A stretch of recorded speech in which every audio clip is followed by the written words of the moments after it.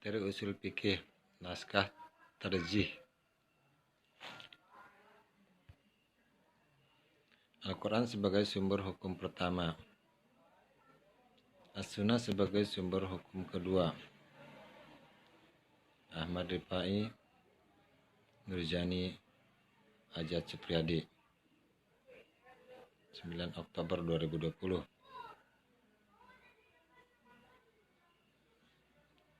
Pengertian nasah. Kata nasah menurut lugat bisa diartikan memindah atau menyalin. Sedangkan menurut istilah usuliyah adalah khitab yang menunjukkan terhapusnya hukum yang ditetapkan oleh kitab terdahulu dengan gambaran seandainya tidak ada kitab kedua, niscaya hukum tersebut akan tetap berlaku sebagaimana semula dan disyaratkan kitab kedua lebih akhir daripada kitab pertama. Maksudnya adalah bila ada suatu ketentuan, peraturan atau peraturan yang menghapus ketentuan yang terdahulu, itu disebut mansuh, artinya yang dihapus, sedangkan yang datang kemudian disebut al-nasih, artinya yang menghapus. Peristiwa penghapusan disebut nasah atau al-nashu. Menurut istilah usul fikih adalah rukun nasah. Dari uraian di atas dapat diketahui bahwa rukun nasah ada 4, yaitu A. Ada al-nasah, B. Nasih, C.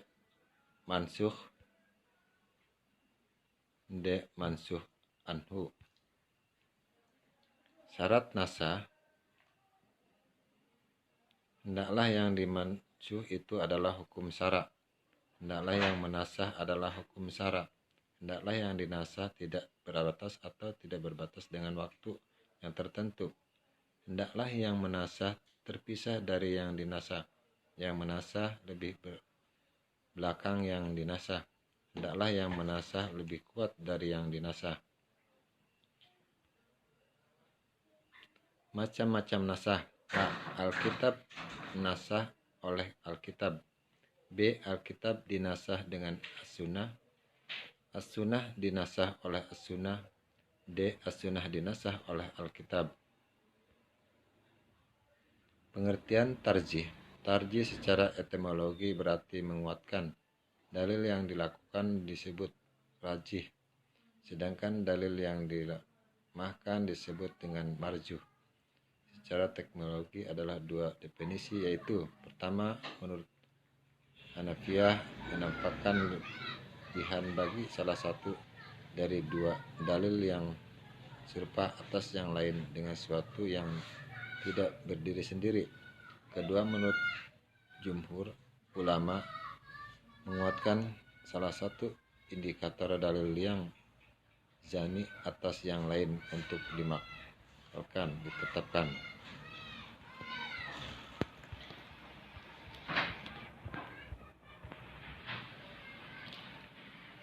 Al-Quran sebagai sumber hukum pertama. Fungsi Al-Quran adalah sebagai berikut. Sebagai huda, petunjuk bagi kehidupan umat. Sebagai rahmat, beruntungan yang diberikan Allah dalam bentuk kisah sayangnya. B. Sebagai furqan, pembeda antara yang baik dengan yang buruk, yang halal dengan yang haram, yang salah dengan yang benar, yang indah dengan jelek, yang dapat dilakukan dengan terlarang untuk dilakukan.